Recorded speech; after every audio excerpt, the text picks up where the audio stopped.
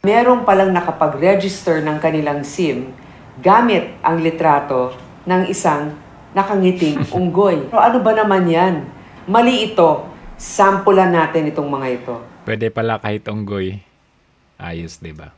Kung hindi pa ninyo nababalitaan, Baka pati, ano ba, malapit sa mukha. Baka nga baboy eh. Pwede rin. sa pagdinig namin kahapon, nalaman namin na merong palang nakapag-register ng kanilang SIM gamit ang litrato ng isang nakangiting unggoy. Nakangiti naman, to be fair. Pero ano ba naman yan? Sa ating mga telcos na napapalusot ang mga ganitong uring registration. Bakit yung telcos ang sisihin ninyo? Nasa IRR yan, nasa implementation yan. Gumawa kayo ng batas, at pinasa batas at nilagdaan ito ng Pangulo. Bakit hindi ninyo inisip yung mga circumstances na mga possibilities na pwedeng gawin? Napakatatalino na nitong mga manloloko ngayon.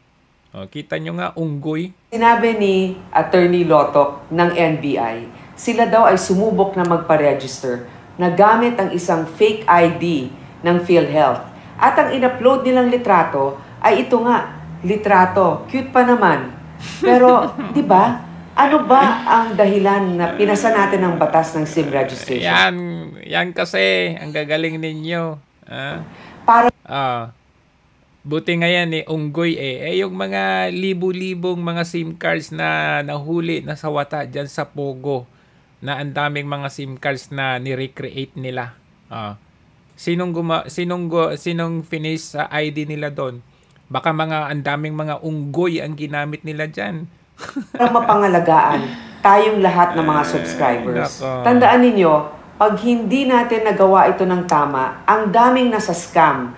Araw-araw, nagpapadala pa rin ng mga nanalo ka ng premyong ganito o pwedeng magpautang ng ganitong halaga. At higit sa lahat, mga nagpapa-verify ng information. Yung pala, ninanakawan na ang inyong bank account o inyong GCash or PayMaya account. Bakit hindi ninyo naisip yan nung kayo ay gumagawa ng batas? Gawa kayo ng batas. Ito namang ang Pangulo na to, sign ng sign. Para saan? Ano na nangyari? Hindi nyo na foresee. Hindi nyo na predict kung ano yung mga pwedeng gawin nitong mga scammers. Kung yun lang naman pala ang purpose ninyo, na pwede naman nila palang gawin. Di kung gumawa kayo ng SIM card registration na ganito, dapat binantayan nyo din yung mga telco na yan. Diba? Nagkaroon kayo ng briefing, meeting, at experimentation kung paano ninyo gagawin yung pagre-register na yan, facial registration. Dapat nagsagawa muna kayo ng demonstration, hindi yung at naipasabatas na nga na minonitor nyo ba itong mga telcos na to. Ngayon sisihin ninyo ang telcos. Naipasabatas lang, okay na kayo doon. Masabi lang na meron kayong nagawang batas. Kaya galit na galit kami dito sapagkat yung mga telcos, pasintabi na lang. Pero parang mas gusto pa ninyo na marami ang mag-register imbis na pangalagaan ang seguridad ng inyong mga subscribers. Mali ito. Hindi. Wala naman sa kanila yan Kumbaga, whether may SIM card registration before or wala, diba gusto nila magbenta ng maraming SIM card. Business nila yun Ang problema, nagpasabatas kayo ng SIM card registration. O di dapat minonitor ninyo kung paano, kung yung security ba authenticated, ilang phase ba ng security ang madadaanan. O kagaya sa ibang bansa, kagaya dito sa Hong Kong, napaka-sophisticated nung technology na ginagamit, yung apps na ginawa. Hindi puro pera-pera lang. Ang iba dito, pinaghirapan ng kanilang pera na naipon para lamang nakawin ng iba. Kaya hindi lamang simpleng registration ito ng SIM. Ito ay para maiwasan ang pangluloko sa ating mga kababayan. Isang pakiusap lang sa mga providers ng SIM, yung ating mga telco companies. Payagan na ninyo ang live selfie. Ha? So, you mean, bago kayo, yung nakailang reading niya, first reading, second reading, final reading, third and final reading, hindi nyo pala, at least, di ba, sinasabi nyo, payagan yung live selfie reading. Bakit hindi ninyo nilagay yan? Sinama yan doon sa IRR, sa implementing rules and regulation na dapat merong ganito, hindi ganyan. O, ngayon nyo lang naisip yan? Kinausap na natin ang NTC na magkaroon ng pagpapalit sa kanilang implementing rules and regulations na isama ang live selfie para alam talaga na yung nagre-register ay siya yon. May nagsabi, dapat mas mabigat daw ang parusa.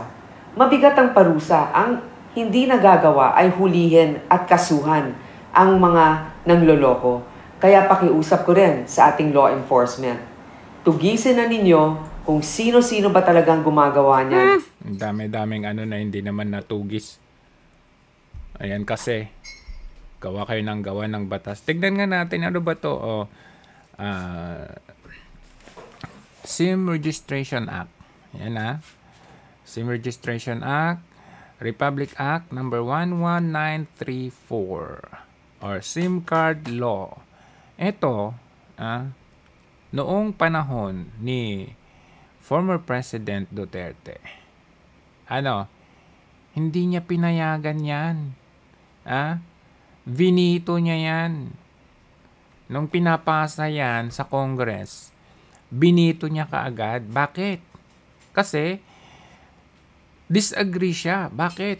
Kasi, doon sa usaping intrusion and surveillance threatening many constitutionally protected rights. Anong ibig sabihin yan?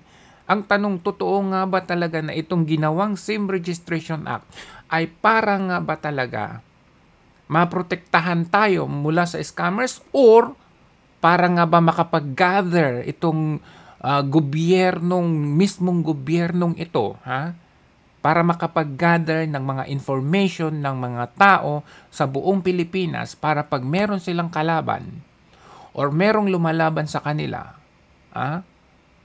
makukuha nila yung detail nung taong yun.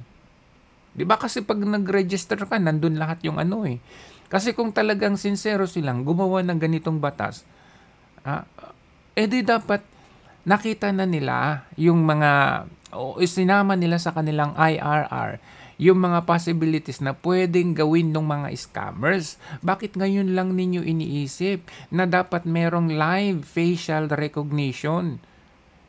Ang yung app maglagay ka lang ng ito yung phone, tas ito yung picture, ganun mo lang pala yung picture ng isang monkey.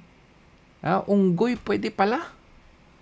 Hindi ninyo nakita yan kung talagang yan ang purpose ninyo. Wala na kayong pakialam na ipasabatas nyo lang yan, makuha lang ninyo ang mga details ng buong Pilipinas. O ang bilis na, sinainan na ng Pangulo ni Bongbong Marcos noong October 2022. Mabuti na lamang yung mga tumutugis sa pumupuna sa inyo, gagaya nila Maharlika, wala sa Pilipinas. Malamang kung matagal niyan, nung nasa Pilipinas na yan, matagal na ninyong alam kung ano yung mga details niya. Baka ganun lang naman ang purpose ninyo. Tapos ikaw naman, Senator Grace Poe, ikaw ang nag-sponsor nito, ang galing-galing ninyo. Hindi man lang ninyo nakita yan. Kaya nga itong SIM card registration nito, akala ko ba Senator Grace Poe noong araw, kampi ka sa mga human rights. Bakit ikaw pa yung nag-sponsor nito? Diba? Ito, ang hinaing ng mga human rights and freedom of expressions. Iniwan mo ata sila sa ere, no? Ayan, nag-petition pa sila para ma-TRO itong pagpapasabatas na ito. Dahil nga, bakit? Arguing that the law violates the free speech Okay? Data privacy and due process. Kasi pwedeng i-abuse ito ng mga gobyerno. Bakit? O, pwede nilang tawagan. Hawak nga lahat ng ahensya ng gobyerno ng gobyernong ito. Kung meron kumakalaban sa kanila, pumupuna sa kanila, makukuha nila yung details. Kasi lahat ng details mo, privacy nga Data Privacy Act. Ito nga ay labag sa Data Privacy Act kung tutuusin Hindi ninyo pinag-aralan. Kasi kung totoo ang purpose ninyo ay tugisin yung mga scammer or to prevent these scammers, dapat inayos ninyo yung pagpapasabatas nito. Nakita nyo sana. O kaya, gumawa kayo ng magandang technology na app na hindi yung pag-picture lang ay pwede pala matanggap pa rin. So instead na matugis ninyo yung mga scammers or ma-prevent yung scammers, palpak, katawa-tawa, pati unggoy pwede pala. Kaya itong SIM card act na ito is bound to fail. It's failure. Failure ito. Mga kalokohan ng katarantaduhan ng gobyernong ito. Kasi, masasabi natin na pwede naman ito. Maganda naman ito kasi dito nga sa Hong Kong, merong SIM card registration Parang SIM card act din Pero maayos.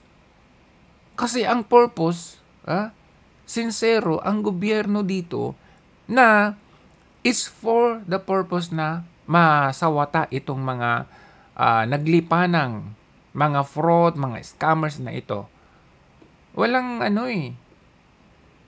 Kumbaga inayos ang batas ito, wala talaga, palpak na naman itong SIM card na ito.